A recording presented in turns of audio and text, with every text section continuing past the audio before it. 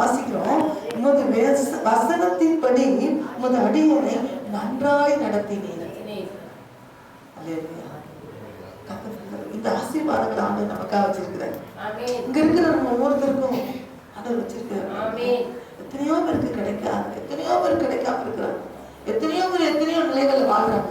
ஆனா இந்த வசனம் சொல்லுது, நான் வசனத்தின் விளைவுட நடக்கும்.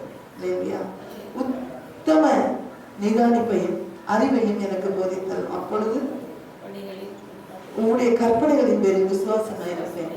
உத்தம, அதாவது உத்தமத்தோடு என்ன நடத்துங்க சொல்றாரு. உத்தம நிதானிப்பையும் அப்படின்னு பார்த்து அந்த வார்த்தை பாருங்க எவ்வளவு அழகா இருக்கு. உத்தம நிதானிப்பு அப்படின்னா நிதானமா செய்யணும் அப்படின்னா அதுல கூட உத்தமத்தோட இருக்கணும்னு சொல்றாரு. உத்தம நிதானிப்பா எனக்கு என்ன செய்யுங்க, சொல்ற அறிவையும் எனக்கு போதித்தரும். அப்படி ஆனா நீங்கள் நானும் இந்த தேவ சமூகத்துல பாதத்துல அமர்ந்து எனக்கு அந்த உத்தமமா நான் நிதானிக்கக்கூடிய அறிவு எனக்கு தாங்க, அந்த அறிவை எனக்கு தாங்கன்னு கேட்டா அவர் தருவார். அந்த உத்தமத்தோடு நான் அப்படி இருக்கணும், நான் அந்த அறிவோடு நடந்து கொள்ளணும், அதுக்கு எனக்கு உதவி செய்யணும்னு கேட்கிறாரு பாருங்க. நீங்கள் நானும் ஆண்டவர் பாதத்துல இருந்து சும்மா போக கூடாது, யாரும் வெறுமனே போக கூடாது, அவர்கிட்ட இருந்து வாங்கிட்டு தான் போகணும். அவர்கிட்ட இருந்து இந்த ஆசீர்வாதத்தையும் பலத்தையும் அது வாங்கிட்டு தான் போகணும். அப்போ சொல்றாரு, போதித்தரணும் கற்பனைகள் பெரிய விசுவாசமா இருக்கு. அந்த மாதிரி நீங்க சொல்றதுல நான் நம்பிக்கையா இருப்பேன், நான் விசுவாசமா இருப்பேன்றாரு. இன்னைக்கு நீங்க இந்த வசனத்தை கேட்கிற நீங்க நம்பிக்கையோடு விசுவாசத்தோடு இருக்கும்போது ஆண்டவர் அவங்க கூடவே இருப்பேன்னு சொன்ன ஆண்டவர் கட்டாயம் இருப்பார், கட்டாயங்களை ஆசீர்வதிப்பார். அவர் சொன்ன சொல் மாறாதவர், அவர் உண்மையுள்ளவர், உண்மையுள்ள தேவன். அவர் அவர் அவர் சொன்னதுதான். கர்த்தர் யாரையாவது ஆசீர்வதிக்கணும்னு நினைச்சிட்டாருன்னா யாராவது அது குறுக்க நிக்க முடியாதான், ஆனால் தடுக்க முடியாது. சில இடத்துல சில மனுஷங்களுக்கு ஏதாவது செய்யணும்னு நினைப்பாங்க, அவங்களுக்கு ஏதாவது பண்ணி அவங்களுக்கு உதவி செஞ்சு அவங்கள நல்லா தூக்கி விட்டுறணும்னு நினைப்பாங்க. அதுல போய் யாராவது குறுக்க நின்று அப்படிலாம் கொடுக்காத பைத்தியக்காரா பைத்தியக்காரி அதெல்லாம் விட்டுரு அதெல்லாம் செய்யாத அப்படின்னு தடை பண்ணுவாங்க. ஆனா ஆண்டவர் சொல்றாரு, நான் யாரையாவது ஆசீர்வதிக்கணும்னு நினைச்சேன்னா யாரும் என்ன தடுக்க முடியாது. உங்களை ஆசீர்வதிக்கணும்னு அவர் நினைக்கணும், நினைச்சுட்டாருன்னா ஒருவரும் என்ன தடுக்க முடியாது. தேவன் ஆசீர்வதிக்க நினைப்பவரை மனுஷன் எங்கேயாவது எதையாவது சொல்லி நிறுத்தி விட முடியாது. அன்பானவர்களே, உங்களை ஆண்டவர் நேசிக்கிறார், ஆண்டவர் நேசிக்கிறார். நம்ம சின்னவங்கதான். வசனம் சொல்லுது, சின்னவன் 1000 இருப்பான்னு. 1000க்கு நம்ம இருப்போமா? 1000 இருப்போம். சிறியவன் பலத்த சாதி பலத்தவர்களா இருப்போமா? நமக்கு கொஞ்சம் இருக்கலாம், பலத்தவர்களா இருப்போமா? அடுத்து வாசிக்கிறோம், நான் உபத்திரப்படுவதற்கு முன் வழி தப்பி நடந்தேன், இப்பொழுதோ உடைய வார்த்தையை காத்து நடக்கிறேன். உபத்திரவப்பட்டதுக்கு முன்னாடி நம்ம இஷ்டம் போல அழிஞ்சார், அவர் மனம் போல அழிஞ்சார். உபத்திரம் வந்த உடனே எங்க வழி எங்க இல்ல, எல்லாரும் எப்ப தேடுவாங்க கடவுளை? ஆண்டவர் எப்ப தேடுவாங்க? முடியாம போனவர்தான் தேடுவாங்க. எல்லாருமே வளர்ந்து எல்லாரும் என்ன எப்படி தேடுவாங்க? முடியல, அவ்வளவுதான். ஐயோ நம்ம அவரையாவது தேடும், கடவுளையாவது தேடும், ஆண்டவரை தேடுவோம் போடுவாங்க. தெய்வத்தை கும்பிடு, நல்லா கும்பிட்டுக்கோ, நல்லா வணங்கிக்கோ அப்படின்பாங்க. எப்போ எப்போ நமக்கு முடியலையோ முடியற வரைக்கும் நம்ம ஓடுவோம். அப்ப சொல்றாரு, நான் அதுக்கு முன்னாடி நான் வழி தப்பி நடந்தேன், இப்போ அவர் சொல்றாரு, நான் விசுவாசமா இருக்கேன், உங்களுடைய வார்த்தையை காத்து நடக்கிறேன். நீங்க சொன்னீங்களா ஆண்டவரே, நீங்க நான் ஆசீர்வதிப்பேன்னு சொன்னீங்களா, நீங்க நான் உங்க கூட இருப்பேன்னு சொன்னீங்களா ஆண்டவரே, நான் அதை காத்து நடக்கிறேன். என் ஆண்டவர் எனக்கு இருக்கிறாரு, என் ஆண்டவர் எனக்கு உதவி செய்வாரு, என் ஆண்டவர் நம்பி வந்திருக்கிறேன், அவர் என்ன கைவிடல, அவர் என்ன ஆசீர்வதிப்பாரு அப்படின்னு நான் நடக்கிறேன் ஆண்டவரே, நான் உண்மையா இருக்கிறேன்னு சொல்லி சொல்றாரு. அவர் சொன்ன வார்த்தையை நம்பி, ஆண்டவரே நீ சொன்ன வார்த்தையை நம்பி நான் நடக்கிறேன் ஆண்டவரே, நீங்க என்ன ஆசீர்வதிப்பீங்க நம்பிக்கை எனக்கு உண்டு, நான் அப்படி நடக்கிறேன்னு சொல்றாரு. நம்முடைய வார்த்தையை காத்து நடக்கிறேன், அதை என் மனத்துல என் இதயத்துல வச்சிருக்கிறான். மனுஷனை போல கிடையாது. மனுஷன் அன்னைக்கு சொல்லுவான், நான் இருக்கேன், நான் உங்களுக்கு அதை தரேன்னா நான் மறந்துடுவேன், இல்ல கொடுக்காம போயிருவேன், இல்ல விட்டுருவோம். ஆனா ஆண்டவர் அப்படி கிடையாது. ஆண்டவர் நம்பி வந்துட்டீங்களா, அவர் சொன்ன உண்மை உள்ளவர், அது மாறாதவர். அவர் சொல்வாரு, நான் இப்படி செய்வேன்னா, அவர் சொல்றான், ஆண்டவரே நீங்க சொன்னீங்களா என் கூட இருப்பேன்னு, ஆண்டவரே நீங்க என் கூட இருப்பேன்னு சொல்லி இருக்கிறீங்க, நீங்க என்ன ஆசீர்வதிப்பேன்னு சொல்லி இருக்கீங்க, ஆண்டவரே நீங்க என் கூட இருப்பேன்னு சொல்லி இருக்கீங்க, வார்த்தையை நம்பி இருக்கிற ஆண்டவரே அப்படின்னு சொல்லி அந்த நம்பிக்கையை அறிக்கையிடுறார், அந்த விசுவாசத்தை அறிக்கை. அவர் என்ன ஆசீர்வதிப்பார். எத்தனையோ பேருக்கு விரோதமா சொல்லுவாங்க, இந்த மாதிரி இதை போய் நீ பண்ணிக்கிட்டு இருக்கிய, இப்படி போய் கோயிலுக்கு போற, இப்படி போய் நீ தெரியுது, இப்படி பைபிள பிடிச்சிட்டே கிடைக்கியா, இப்படி அங்கேயே ஓடுறியா, இப்படி இதே நம்பி இருக்கியா, அந்த அதே உனக்கு கிடைக்காது, நடக்காது, அது எங்க வரப்போகுது, இது எங்க சரியாக போகுதுன்னு சொல்லுவாங்க. ஆண்டவர் சொல்றாரு அப்படி இல்லை, அப்படி இல்லை. ஆண்டவர் சொல்றாரு, யாக்கோபு மிகவும் சிரித்து போனான். அவர் ரொம்ப சிறுமையாயிட்டா, ரொம்ப சிறுமப்பட்டுட்டான். அல்லேலூயா. அவர் யாரால எழுந்திருப்பான், அப்படி ஆவதில்லை, அது கர்த்தரால் ஆகும். அல்லேலூயா, அல்லேலூயா. கர்த்தர் நல்லவர். யாக்கோபு அவன் மகன் ரொம்ப நேசித்த பிள்ளை, ரொம்ப அன்பா இருப்பான். அந்த பிள்ளையை காணும், மாடு மேய்க்க போன பிள்ளையை காணும். அந்த பிள்ளை வந்து கூட போன அண்ணன் தம்பியெல்லாம் அவங்க இல்லை, அவனை காணும், ஒரு ஆடு ஒரு அவனை வந்து பிரி போட்டுருச்சு அப்படின்னு சொல்லிட்டாங்க. அவனை குளியல் தூக்கி போட்டு வந்துட்டான். ஆனா அப்பா ரொம்ப வருத்தப்பட்டார், பிள்ளை காணுமே, நேசிக்கிற பிள்ளை காணுமேன்னு சொல்லி ரொம்ப வருத்தப்பட்டு ரொம்ப நொந்து போயிட்டார். செத்து போயிட்டாருன்னு சொல்லுவோம், செத்து சமமா இருக்கிறேன் வாங்க செலவங்க வீட்டுல சொல்லுவாங்க, நான் இருக்கேன், எதுக்கு செத்த போய் இருக்கேன், செத்த சமமா நான் இருக்கிறேன், நடவிடமா நடக்கிறேன் அப்படின்பாங்க பாருங்க. அப்படி ஆயிட்டாரு.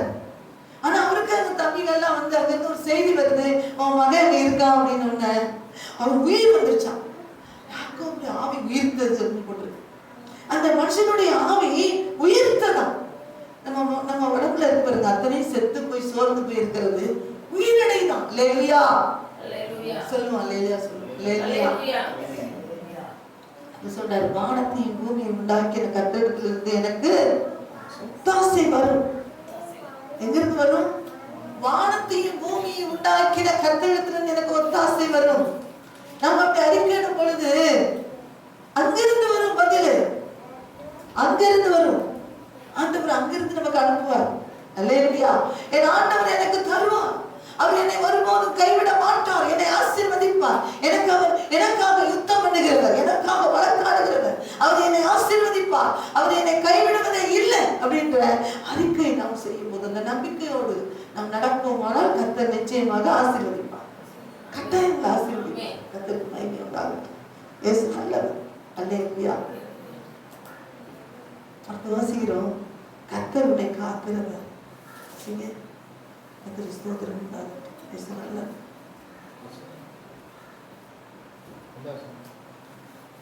65 வசனம். கர்த்தாவே, உமது வசனத்தின்படி உமது அடியேனை நன்றாய் நடத்துங்கள். 70 அவர்கள் இருதயம் நினத்துள்ளி கொழுத்திருக்கிறது. அதாவது அவங்க இருதயம் எப்படி இருக்கா, கொழுத்து போயிருக்கான். நிலத்துண்ணி அப்படின்னா கொழுப்படுத்தல் இது அப்படின்னு கேட்போம் பார்த்தீங்களா? கொழுப்படுத்தல் இது நீ எப்படி பேசணும்ல, அது மாதிரி கொழுப்பு எடுத்திருக்கு. நானும் என்ன செய்யறேன், உங்களுடைய வேதத்தில் மனமகிழ்ச்சியா இருக்கிறேன். அவர்கிட்ட வந்து பலரும் பல இது சொல்றாங்க, இங்க பேரு நீ அருந்து போறியா, அதை நம்பி இருக்கியா, அப்படியா அப்படி சொல்லுவாங்க. ஆனா சொல்லுவாங்க அது கொழுப்படுத்தல். இது கொழுப்படுத்தல். இது பாருங்க, கொழுத்து நினத்துண்ணி. ஆமா, அழகு பார்த்துக்கோ. நானும் உடைய வேதத்தில் என்னவா இருக்கிறேன், மனமகிழ்ச்சியா இருக்கிறேன் சொல்றாரு. எத்தனையோ எனக்கு விரோதமா வார்த்தைகளை பேசினாங்கதான். எனக்கு பக்கத்துல அங்க இங்க வேலை செய்யற இடத்துல அத்தனை இடத்துலயும் விரோதமா பல காரியங்களை சொல்லியிருக்கலாம். ஆனா அவர் சொல்றாரு, நானும் அவருடைய வேதத்தில் மனமகிழ்ச்சியா இருக்கிறேன். வேதத்துல மனமகிழ்ச்சியா இருக்காண்டவரே. நீங்க அப்படி சொல்லுவீங்கன்னா ஆண்டவர் உங்களை ஆசீர்வதிப்பார். அவர் சொன்ன வார்த்தை உங்களுக்குள்ள வந்துடும், உங்க வீட்டை தேடி வரும், உங்களை தேடி வரும். நீங்க எங்க இருந்தாலும் அங்க தேடி வரும். இந்த வார்த்தை அப்படி சேரும் பாருங்க. இந்த காலம் உதவி செய்யும். இந்த இயற்கை இருக்குல்ல, இந்த இயற்கையெல்லாம் உதவி செய்யுங்க. நானும் பார்த்திருக்கேன், நான் அனுபவிச்சிருக்கேன். இல்லையா, எந்த இடத்துக்கு போய் நின்னாலும் எனக்கு ஆண்டவர் உதவி அனுப்புவார். எவ்வளவு பெரிய அதிகாரியா இருக்கட்டும், எவ்வளவு பெரிய பெரிய இடங்களா இருக்கட்டும், அங்க எனக்கு உதவி அனுப்புவார். அங்க யாரையாவது வச்சிருப்பார். எனக்கு ஆச்சரியமா இருக்கும், இப்படி எப்படிங்க என்ன ஆண்டவர் இப்படி நேசிக்கிறீங்களா ஆண்டவரே, என்ன இவ்வளவாய் நேசிக்கிறீங்களா ஆண்டவரே. நான் அதற்கு பொருட்டே இல்லை, என்ன அவ்வளவாய் நேசிக்கிறீர்கள் என்று நான் அடிக்கடி அந்த இடத்துல எல்லாம் கர்த்தரை துதிப்பேன். கர்த்தர் நல்லவர். நீங்க இன்னைக்கு அவரை நம்பி, அவருடைய வேதத்தை நம்பி, அவருடைய வார்த்தையை நம்பி வரும்போது ஆண்டவர் ஆசீர்வதிப்பார். ஆண்டவர் சொல்றாரு எல்லா இடத்துலயும் என்ன சொல்றாரு, பெருக பண்ணுவேன். நம்ம வாக்குத்தத்தம் என்னது ஒரு முறை சொல்லிருமா? சொல்லுங்க. நான் உங்கள் மேல் கண்ணோட்டமாயிருந்து மேல பார்க்காம சொல்லணும். நான் உங்கள் மேல் கண்ணோட்டமாயிருந்து உங்களை பழுகி பெருக பண்ணி உங்களோட என் உடன்படிக்கை திடப்படுத்துவேன். போன வருஷத்து பழைய தானியத்தை சாப்பிட்டு புதிய தானியத்துக்கு இடப்பட்டாகும்படி பழையவர்களை விலக்கிவிட்டீர்கள். விவசாயம் பண்ணவங்களுக்கு தெரியும். புதுசா அறுவடை செஞ்சு எல்லாம் வருது. இன்னைக்கு வயல் இருக்குது, இன்னைக்கு கிழங்கு கொடுக்குறாங்க, சிறுகிழங்கு பிடிக்கி வருது, வனகிழங்கு பிடிக்கி வருது அப்படின்னு சொன்னா என்ன செய்யணும் தெரியுமா? அந்த வீட்டுல எல்லாத்தையும் அதை சரிப்படுத்துங்க. நெல் போடுறதுக்கு ஒரு அறை உண்டு, அந்த அறையை சுத்தப்படுத்துங்க. நெல்லை புது நெல்லை அறுத்து வருது தட்டணும், அப்ப உளுந்து அதை தட்டணும், பயிர் அதில் தட்டணும், எல்லாத்தையும் அதில் தட்டணும். ஆனால் பழசெல்லாம் என்ன செய்யும்? தூர் எடுங்க, அதை இது பண்ணுங்க அப்படின்பாங்க. ஆண்டவர் சொல்றாரு, புது வருஷத்துடைய தானியம் வர வரைக்கும் பழசு இருக்குமா? அப்படி ஒண்ணு ஆசீர்வதிப்பேன்றார். போன வருஷம் விளைஞ்சது உளுந்து, புதில் நிறைய, அந்த காலத்துல புதில் உண்டு, அந்த புதில் நிறைய உளுந்து எங்க வீட்டுல அப்படி வச்சிருப்பாங்க. குதில் நிறைய பயிர், என்ன தட்டப்பயிர், பாசிப்பயிர், கருப்பட்டி பரவல் அடிக்கி, கருப்பட்டி பரவல் அடிக்கி வச்சிருக்கோம். பனையில கருப்பட்டி காய்ச்சுவாங்க. அப்போ அந்த கருப்பட்டி மறு வருஷம் வர்ற வரைக்கும் இருக்கும். அப்போ உளுந்து அந்த பானையில இருக்கும். அப்ப தானியம் சொல்றாரு, போன வருஷத்து பழைய தானியத்தை சாப்பிட்டுட்டே இருக்கும்ல, புது தானியம் வர்ற வரைக்கும் அப்படி பெருகி எடுக்க பெருகிட்டே இருக்குமா? கத்த நல்லவன். அப்படி ஆசீர்வதிக்கிற அவங்களுக்கு தெரியும். பழசெல்லாம் எடுத்துட்டு புதுசு வைப்போம். அப்படி நான் உன்னை ஆசீர்வதிப்பேங்கிற இந்த வருஷத்துல, இந்த வருஷத்துல அவர் சொல்றாரு, நான் உன்னை அப்படி ஆசீர்வதிப்பேன். இல்லையா? ஆண்டவர் அப்படி தருவார். ஒருவேளை இது வரைக்கும் அப்படி இருந்தது நிறைய நன்மை, நீ சொல்ற மாதிரி தான் தாயி, நீ சொல்ற மாதிரிதாம்மா அப்படி வந்துச்சு, இப்ப எல்லாம் கொஞ்சம் குறைஞ்சு போச்சு, இப்ப எனக்கு முடியல, நான் என் பிள்ளைங்க அது மாதிரி செய்யல, என் குடும்பம் அது மாதிரி பார்க்கல அப்படின்னு இருந்தா ஆண்டவர் சொல்றாரு, இந்த நல்லதை செய்ய வைப்பாராம். ஆமென் ஆமென் சொல்லுங்க. ஆமென் சொல்லி எடுத்துக்கோங்க. நான் இப்படி ஜெபிப்பேன் பாருங்க. நான் என்னோட பிரேயர் டீம்ல சொல்லுவேன், இயற்கைக்காக ஜெபிக்கணும், அப்புறம் அந்த பயிர் வகைகளுக்காக நம்ம ஜெபிக்கணும், விவசாயம் பண்றாங்களா அவங்களுக்காக ஜெபிக்கணும். அப்ப அந்த பயிர் வகையெல்லாம் ஆசீர்வாதமா இருக்கணும். ஏன்னா விவசாயம் கஷ்டம். அவங்க வெயிலையும் மண்ணிலையும் சகதியிலையும் அவங்க காலை விட்டு கையை விட்டு அந்த உடம்பெல்லாம் கருத்து ஒரு மாதிரி இருக்கும், வெடிப்பா இருக்கும். அந்த வெயிலையும் நின்று பார்த்துட்டு வருவாங்க. அவங்க அறுவடை செஞ்சு அதை வரை போட்டு உரம் போட்டு அது என்னமோ போட்டு களை பறிச்சு கொண்டு வந்து வச்சா அது விலை போகாம இருக்கும். நம்ம அறுத்து வரும்போது விலையிலேயேப்பா கஷ்டமா இருக்கும். எவ்வளவு கஷ்டம். விவசாயிகள் எல்லாம் விவசாயி வாழணும், விவசாயிகள் ஆசீர்வதிக்கப்படணும், அவங்க பயிர் செய்யற அத்தனை ஆசீர்வதிக்கப்படணும்னு நான் என் டீம்ல சொல்லி நம்ம ஜெபிப்போம் பாருங்க. பாத்தீங்கன்னா இயற்கையான உணவு, இயற்கை என்னெல்லாம் விளையாதான் என்ன தேடி வரும், எனக்கு கொடுத்து அனுப்புறாரு. அல்லேலூயா. இயற்கையா விளையுது. மலைகள்ல நான் அப்படி ஜோம் பண்ணுவோம் சொல்லுவேன், அப்படி ஜோம் பண்ணுவோம். என்னன்னா மலைகள்ல மலைப்பகுதிகள் பள்ளத்தாக்குகள் எல்லாம் போடுவாங்க சில தானியங்கள், அதெல்லாம் ஆண்டவர் அதை ஆசீர்வதிக்கணும். ஏன்னா மலையில ஏறி அவங்க கஷ்டப்பட்டு கொண்டு வரணும். நான் பார்த்துருக்கேன் மலை மேல இந்த சில பொருள் விலை கூட இருக்கும் பார்த்தீங்களா, மிளகு, கிராம்பு, பட்டங்கள், இதெல்லாம் விலைவாசி அதிகமா இருக்கும். ஏன் அப்படின்னா அது சின்ன சின்ன மிளகுலாம் புதுசா இருக்கும், அதை சேகரித்து அதை கொண்டு வர்றதுக்கு ரொம்ப கஷ்டம் அப்படின்னு நான் பார்த்ததுனால சொல்றேன். அப்போ இதுக்கு விலை வைக்க வேண்டியதான் அப்படின்னு. ஏன்னா கழுதைகளை மேலே ஏற்றிட்டு போறாங்க, ஏற்றிட்டு போய் அங்க இருந்து பறிச்சு அந்த கழுதை மேலே பாரத்தை போட்டு அதை கொண்டுட்டு வருது. ஒரு கழுதைக்கு 500 ரூபா வாடகை. நம்ம லாரி வச்சு கொண்டு வருவோம், வேன் வச்சு கொண்டு வருவோம், நம்ம வண்டி வச்சு கொண்டு வருவோம். அந்த வண்டி லாரிலாம் போகாது மலையில, அதனால கழுதை தான் போகும். போய் அந்த கழுதை சுமந்துட்டு வந்து கொடுக்கும்.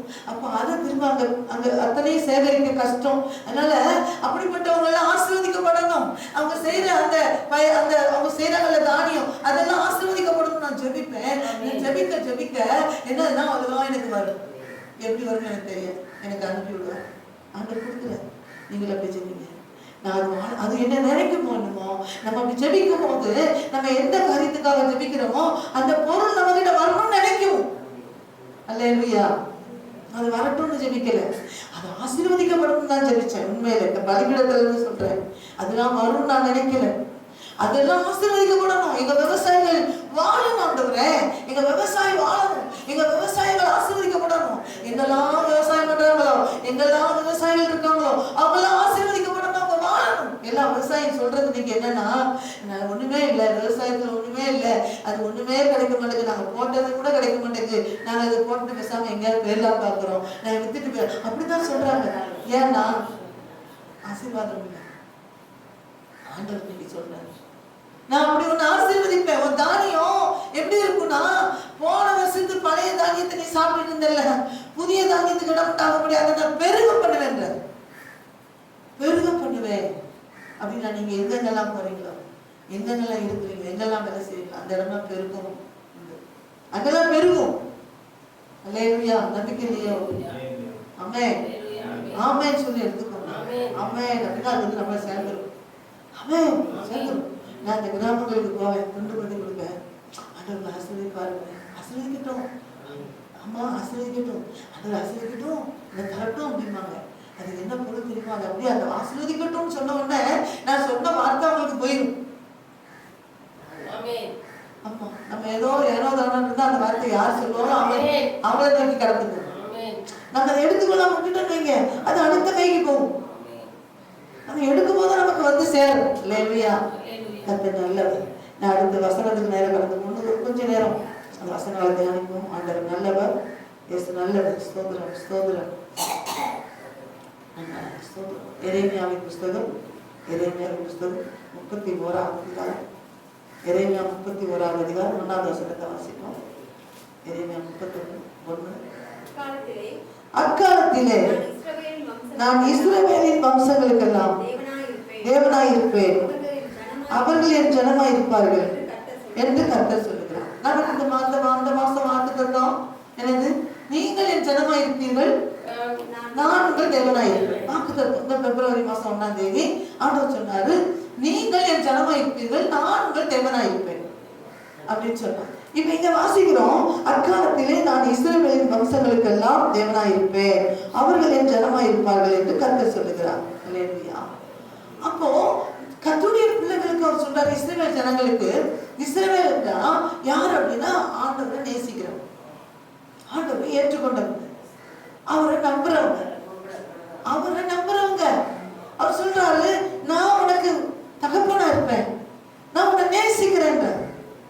அவர் சொல்றாரு, நான் உனக்கு தேவனா இருப்பேன், நீங்க எனக்கு ஜனமா இருப்பீர்கள் அப்படின்னா அவர்கிட்ட போய் நம்ம சேர்ந்துட்டோம்னா, இப்ப முதலமைச்சர் இருக்காரு பாருங்களேன், பிரதம மந்திரி இருக்காரு, அவர்கிட்ட போகக்கூடிய ஒரு வாய்ப்பு கிடைச்சிருக்கு நமக்கு. நீங்க போயிட்டீங்க, அவர் பாத்தியமாக வாங்க அப்படின்னு கூப்பிட்டாரு, எப்படி இருக்கும்? கூப்பிடதான் செஞ்சாரு, எப்படி இருக்கும்? இன்னும் ஒண்ணும் தரல, உங்களை பார்த்து கூப்பிட்டாரு. என்ன கூப்பிட்டாரு? சார் நீங்க வா அப்படின்னு கூப்பிட்டாரு. என்ன கூப்பிட்டதான் செஞ்சாரு. எப்படி இருக்கும் கூப்பிட்டதுக்கு? இவங்க வாங்க, யாரு? என்னையவா? உங்களை தான்மா, உங்களை தான் அப்படின்னு பிரதம மந்திரி வந்து, நம்ம பிரதம மந்திரி மோடி வந்து கூப்பிடுறாரு. ஏமா சண்முகம் வா அப்படின்னு கூப்பிட்டாரு. நம்ம மனசு எப்படி இருக்குன்னு சொல்லுங்க. என்னையவா? ஆமா, ஓடிட மாட்டோம், ஓடி கைகாலம் ஒண்ணு உடம்பு நிற்போம். என்ன அவர்கிட்ட ஒண்ணும் சொல்லல, ஒண்ணும் தரல, கூப்பிட்டதான் செஞ்சாரு. அதுக்கே அவ்வளோ ஒரு சந்தோஷம். அமைச்சர் நம்ம ஸ்டாலின் வந்து அங்க இப்படி போறாரு, நம்ம ரோட்ல போயிட்டு இருக்கிற பல்லநாட்டு ரோட்ல. அப்போ வந்து நீங்க அந்த பக்கம் போறீங்க, ஏமா உங்களை தான். யாரு? என்னைவா? உங்களை தான். நம்ம என்ன சொல்லுவோம், நமக்கு தம்பிக்கை இருக்காரு, அவரு கூப்பிட்டு நம்மளெல்லாம் கூப்பிடுவாரா? அவர் யாரை கூப்பிடுவாரு? அவங்க பெரிய பெரிய ஆட்கள் இருக்காங்க, அவங்களதான் கூப்பிட்டுருக்காரு, நம்மள இருக்காரு. யாரையோ கூப்பிடுறாரு, யாரையோ வேற எங்க பார்ப்போம். ஏமா உங்களை தான்மா, யாரையோ கூப்பிட்டா யாருமே என்ன கேட்க மாட்டாங்க, பார்ப்போம் நம்ம. அப்போ ஏமா நீங்க விட்டுருக்கீங்கல்ல அந்த கலர் சேலை, உங்களை தான்மா அப்படின்னு என்னையவா? நம்ம அப்படியே உள்ள நல்லா உருகிறோம். தானே இருக்குமா? இருக்காதா? இருக்குங்களா? அப்படி பக்கத்துல அப்படி பார்க்கறதுக்கே எத்தனை பேர் நிக்கிறோம். முதலமைச்சர் வராரா, நீங்க அப்படி வராரான்னு அந்த முகத்தை நான் கொஞ்சம் பார்த்துட்டேன், அந்த உருவத்தை பார்த்துட்டேன் அப்படின்னு எத்தனை பேர் சொல்றாங்க. பார்க்க எத்தனை பேர் காத்து கிடக்காங்க, இருக்காங்களா இல்லையா? இயேசு அவரை படைத்த ஆண்டவர், அந்த அமைச்சரை படைத்தவர், அந்த பிரதம மந்திரியை படைத்த ஆண்டவர் உங்களை பார்த்து சொல்றாரு, நான் உன்னை ஆசீர்வதிப்பேன், உனக்கு தேவனா இருப்பேன். அவர் உண்டாக்கினவர் சொல்றாரு, நான் உனக்கு தேவனா இருப்பேன், நான் தான் ராஜா. அப்ப எப்படி இருக்கும்? அவர் முகத்தை பார்க்க ஓடி ஓடி போய் பாவான்னு எட்டி பார்க்கறது. என் இயேசு சொல்றாரு, சர்வ வல்லமையுள்ள தேவன், சர்வத்தை உண்டாக்கின ஆண்டவர், அந்த சராசரங்களை உண்டாக்கின தேவன் உங்களை பார்த்து சொல்றாரு, நான் உனக்கு துணையா இருப்பேன், நீ கவலைப்படாத, நீ பயப்படாதன்றாரு. அப்படின்னா நமக்கு எப்படி இருக்கும்? அதை பார்க்காதனால அதை பத்தி இன்னும் அனுபவிக்காதனால தெரியல. அவர் வார்த்தையை நீங்க காதுல விழுந்துட்டு நீங்களேன், ஐயோ ஆண்டவரே அப்படின்னு நம்ம அங்கே சரண்டர் ஆயிடும். அல்லேலூயா, சரண்டர் ஆயிடும். ஆமென். அல்லேலூயா. கர்த்தர் நல்லவர். ஒரு சாதாரண மனுஷன் அவர் கூப்பிட்டோன்னு நமக்கு எப்படி சரண்டர் ஓடுறோம்.